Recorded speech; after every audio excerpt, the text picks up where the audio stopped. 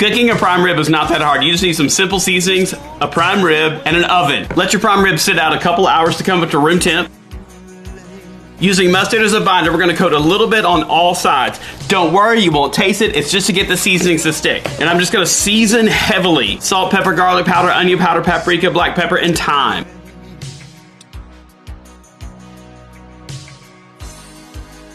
It's all seasoned up. Let's stick it in a 425-degree oven for 30 minutes. The prime rib's got a nice crust on it, and so we're going to lower the temperature to 250 degrees and cook it until the internal temperature reaches 125 degrees.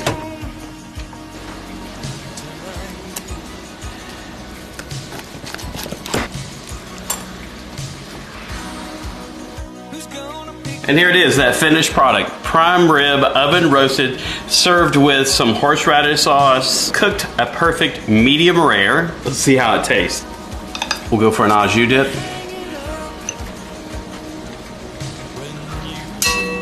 That's good stuff.